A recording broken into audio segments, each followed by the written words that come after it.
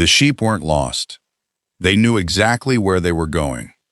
For 4 mornings in a row, all 18 of them crossed the same hillside, followed the same narrow strip of grass, and stopped at the exact same place. Not 1 foot farther. There was fresh grass on the other side. Better grass, in fact, bright green, untouched, and thick enough to feed them for hours. But the sheep wanted nothing to do with it. They crowded shoulder to shoulder, staring toward a shallow dip in the ground, as if something down there had warned them to stay away.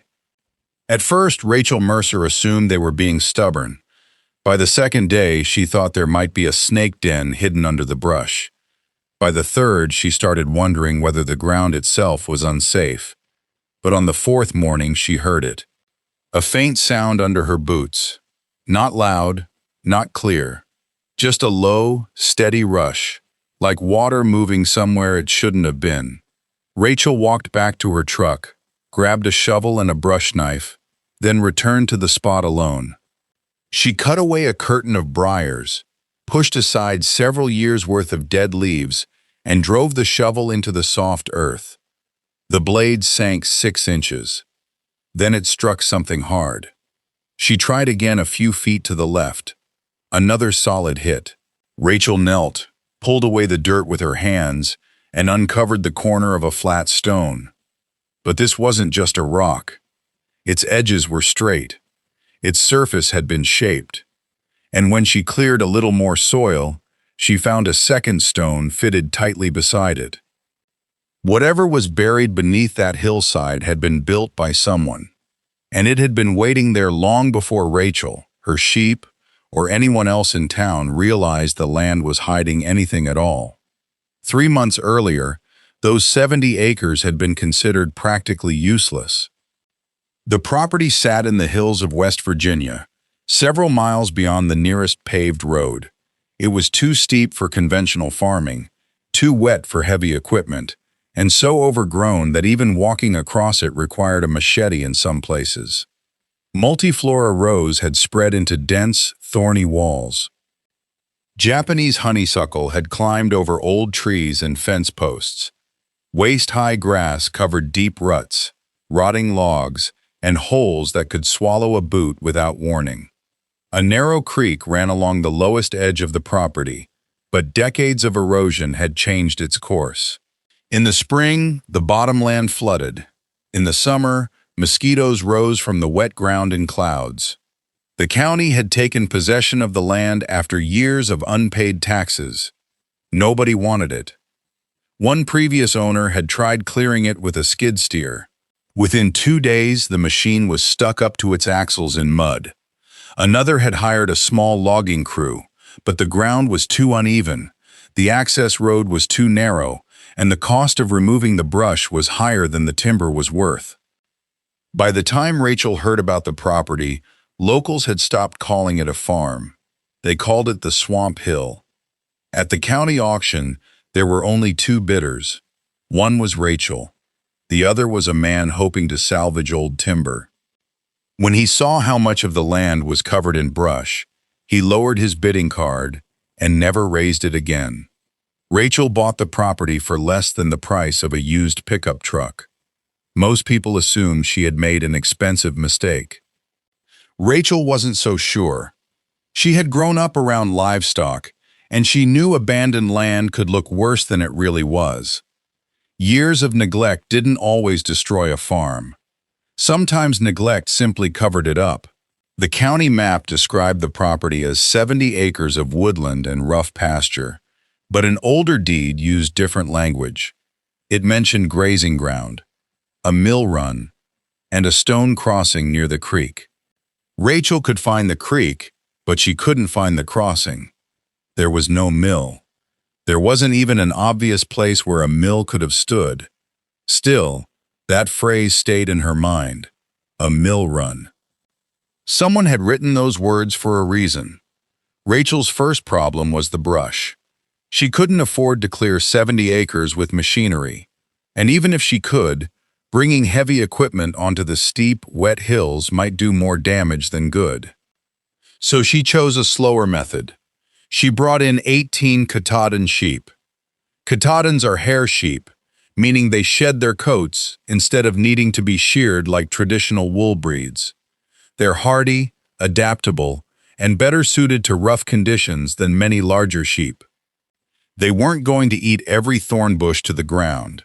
Sheep aren't goats, and they don't attack woody plants with the same enthusiasm. But they would graze the grass, strip leaves from lower vines, and gradually open paths through areas that hadn't been touched in years. Rachel divided the land into small sections using portable electric fencing. Every few days, she moved the sheep to fresh ground. Then she moved their water, then the mineral feeder, then the shade shelter, then the fence charger. Nothing about the process was fast. Some mornings, she spent 2 hours repairing fencing before she completed any actual work. On hot days, she hauled water uphill in plastic tanks because the creek was too muddy for the animals to use safely. At night, she worried about coyotes and loose dogs. She installed motion lights, reinforced the night pen, and slept in her truck more than once when she heard movement beyond the trees. People driving past slowed down to look. Some waved. Some laughed. One neighbor asked Rachel how long she planned to keep pretending the place was a farm. She told him she wasn't pretending. She just hadn't uncovered it yet. During the first 2 weeks, the land seemed determined to prove everyone else right. The sheep grazed, but the difference was hard to see. Every cleared strip revealed another layer of vines beneath it. Every path Rachel opened led to another wall of thorns. Rain washed out part of the access road. A falling branch crushed one section of portable fence. 2 sheep developed foot problems from the wet ground, forcing Rachel to catch, treat, and monitor them before they could rejoin the flock. By the end of the second week, she had spent more money than expected and cleared less land than planned. Then, sometime during the third week, small things began to change. Sunlight reached patches of soil that had been shaded for years. The sheep exposed an old line of fence posts running diagonally across the hill. Rachel found a rusted gate hinge attached to a tree that had grown around it. Farther down the slope, she uncovered a narrow path lined with stone. The stones were almost completely buried, but they formed a deliberate edge. It looked like an old farm lane. The discovery wasn't dramatic, but it proved something important. The property hadn't always been wild. Someone had organized it. Someone had built fences, moved animals, and laid stone where Rachel now stood. Once she saw that first piece of the old farm, she started noticing traces everywhere. A row of black walnut trees growing too evenly to be natural. A shallow foundation near the road. Fragments of blue glass and thick brown pottery emerging after rain. The land was giving up its history one piece at a time. By the 5th week, the change was obvious. The sheep had grazed down several acres. Rachel could walk from the road to the upper pasture without cutting her way through. Neighbors who had laughed before now stopped to ask questions. One older man stood at the fence for nearly 20 minutes, studying the hillside. He told Rachel his grandfather had mentioned a sheep farm in that valley, but he couldn't remember where it had been. Then he pointed toward the lower creek. "Folks used to take wool somewhere down there," he said. "That's all I ever heard."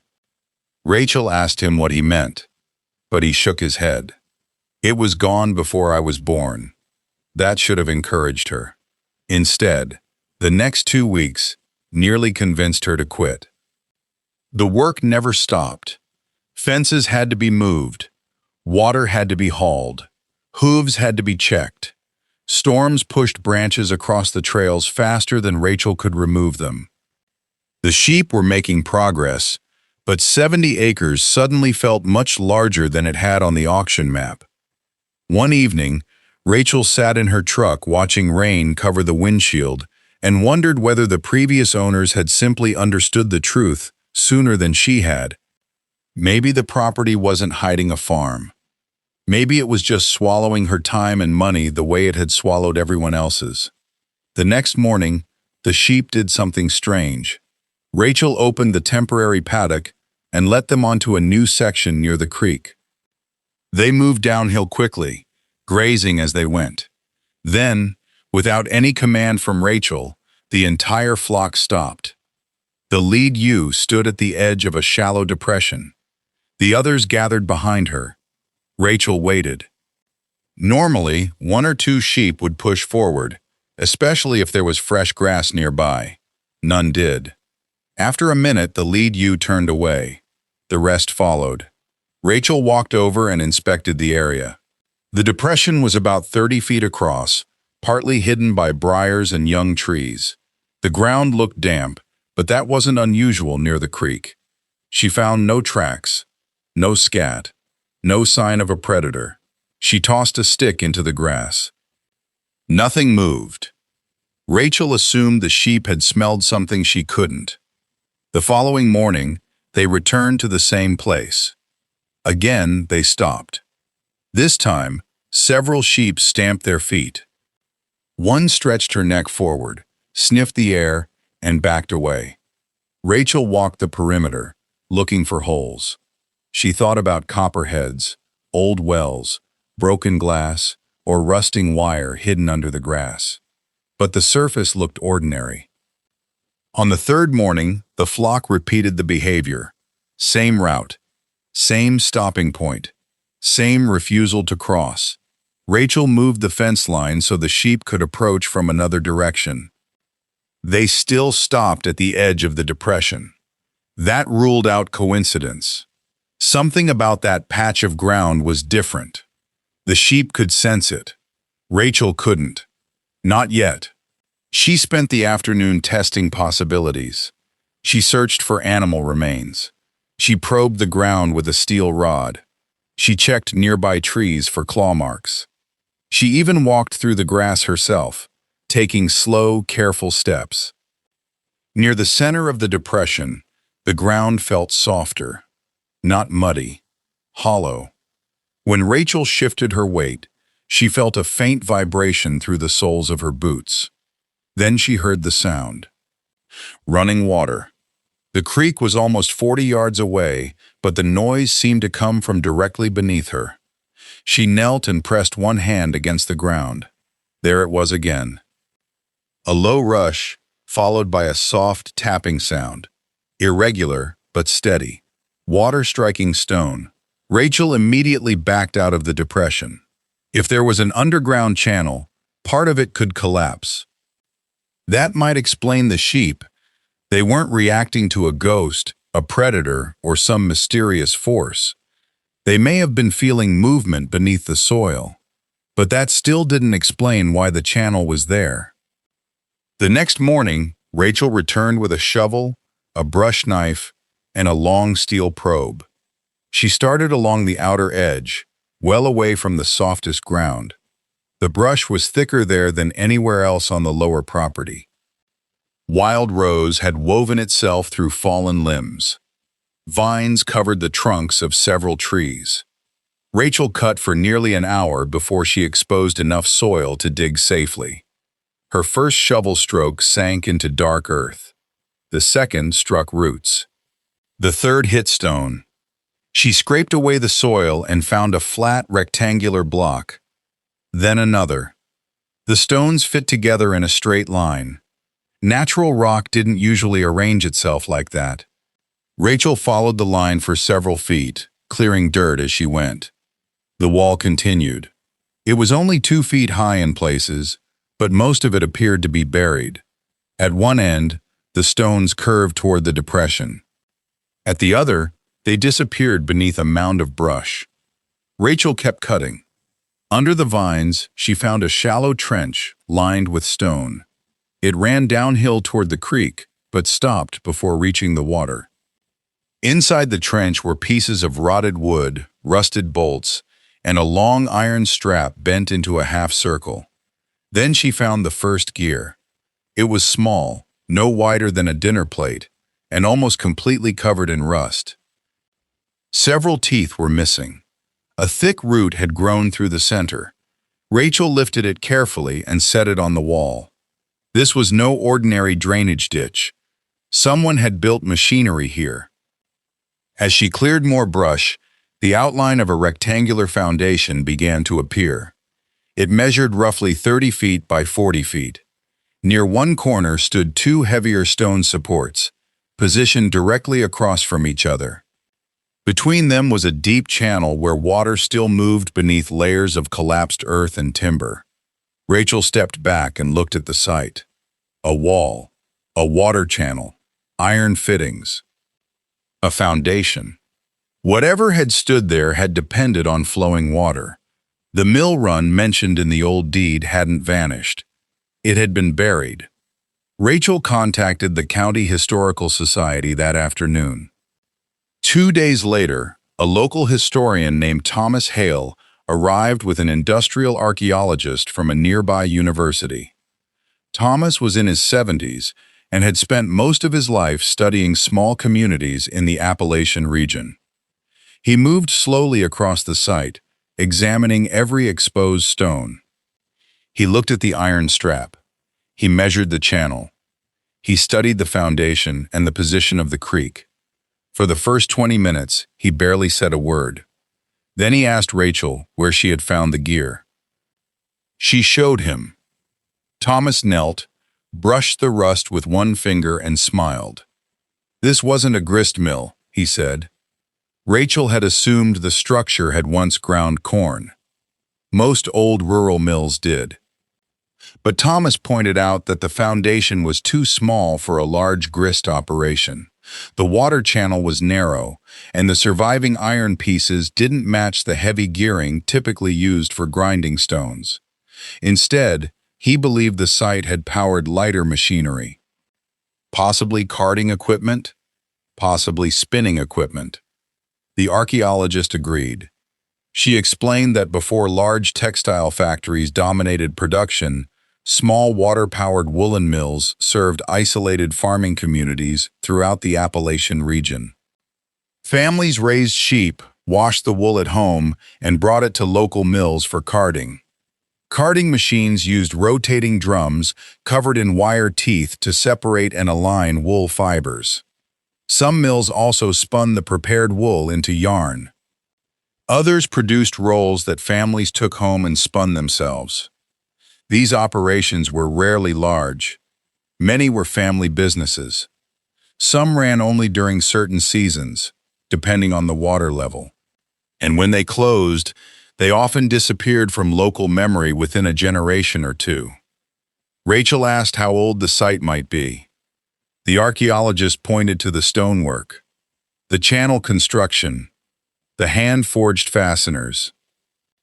Nothing could be confirmed without a formal survey, but the surviving features suggested the mill may have operated sometime in the mid-1800s, possibly before the Civil War. Thomas searched county tax books, old business directories, newspaper archives, and handwritten property records. For several days, he found almost nothing. Then a name appeared in an 1858 tax ledger. Elias Ward. Occupation: wool carder. Property: 1 water-powered carding machine, 1 horse, 12 acres improved, 46 acres woodland. The acreage didn't match Rachel's modern parcel, but property boundaries had changed many times. Thomas kept searching. In an 1861 newspaper advertisement, Elias Ward announced that his carding mill was open for the season. Customers were instructed to bring clean wool and payment in either cash, corn, or a portion of the finished rolls. The advertisement gave directions from a church that had burned down more than a century earlier, but the creek name matched. So did the valley. Then Thomas found another document. An estate inventory from 1874 listed machinery, hand tools, wool scales, belts, wooden spindles, and a 20-foot water wheel. The inventory belonged to Elias Ward. Rachel's buried foundation had almost certainly been his mill, But the most surprising discovery came from a set of local account records preserved by one of Ward's descendants. The mill had served more than 30 families. They came from farms scattered across the hills, some traveling for hours by wagon. They brought raw wool in spring and early summer. In return, they received carded rolls, spun yarn, or credit for future work. The mill wasn't simply a building beside a creek. It was part of the local economy. It helped turn sheep into blankets, socks, coats, and clothing. During hard winters, that could mean the difference between comfort and exposure. Before railroad lines connected rural communities to larger factories, small mills like this one gave families access to services they couldn't easily perform by hand. Then the railroad came. Factory-made cloth became cheaper.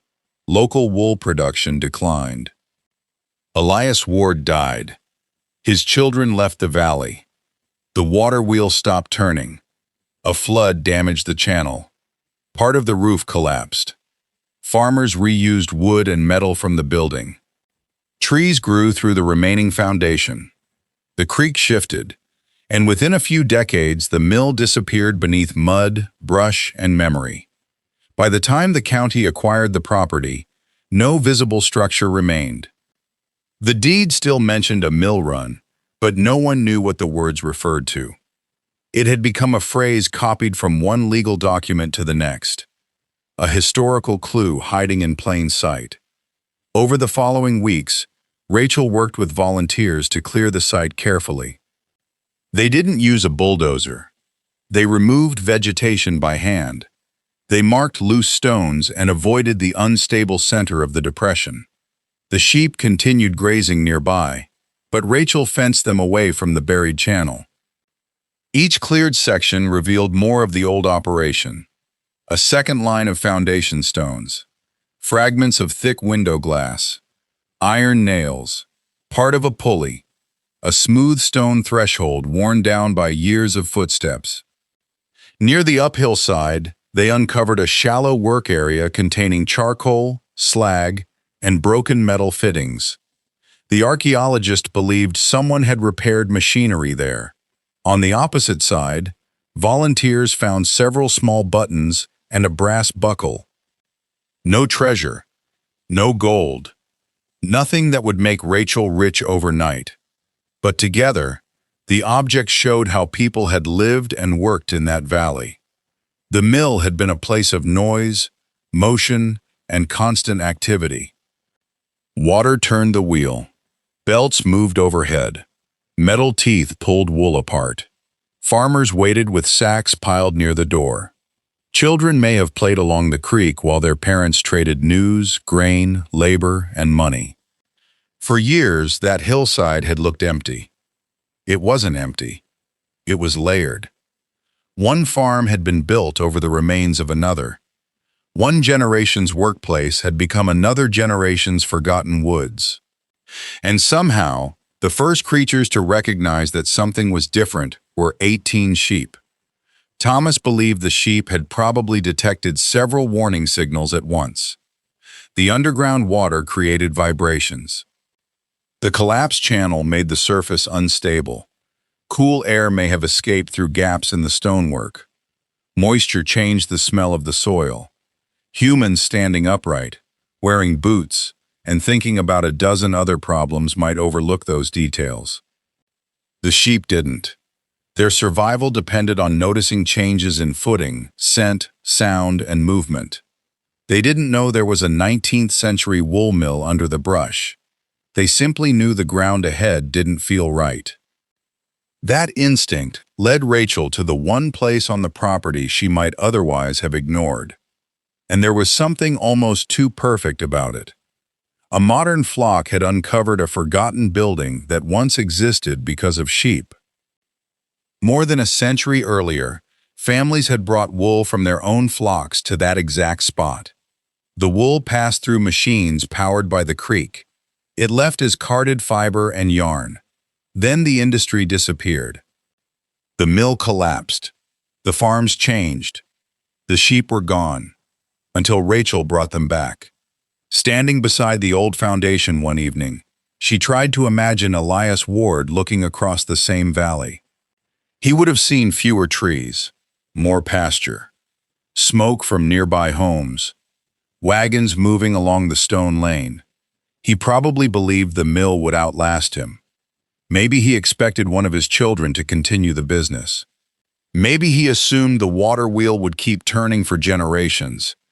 Instead, the building disappeared so completely that people eventually doubted it had ever existed. Yet the work remained. Not in the machinery, not in the roof or the walls, but in the stones shaped by hand, in the channel cut toward the creek, in the records naming families who depended on the mill, and in a few rusted pieces of iron held beneath the roots of trees. Rachel had bought the property because she believed neglected land could still have value. She had imagined pasture, maybe a small farm, maybe a place where sheep could graze and the soil could recover. She never expected to find part of the valley's forgotten industrial history, but that discovery changed how she approached the rest of the property. She stopped asking only, "How do I clear this?" Instead, she began asking, "Why is this here? Why did one tree line follow a perfect curve? Why did stones appear along one slope but not another? Why did water collect in certain places? Why had someone once described the property as grazing ground instead of woodland?" The land was no longer a problem to be defeated. It was a record to be read. That may have been the difference between Rachel and the owners who came before her. They brought machines because they wanted the property to change quickly. Rachel brought animals and worked slowly enough to notice what the land was already trying to reveal. The sheep didn't clear everything. They didn't solve every problem. And they certainly didn't understand what they had found. But they interrupted Rachel's plan at exactly the right moment. They refused to move forward. And because they refused, she stopped. She listened. She investigated. Sometimes that's all a discovery requires. Not better technology, not more money, not a bigger machine. Just the willingness to pay attention when something doesn't behave the way you expect. Today, the old foundation remains on the property. Rachel has no plans to rebuild the mill as if it were new.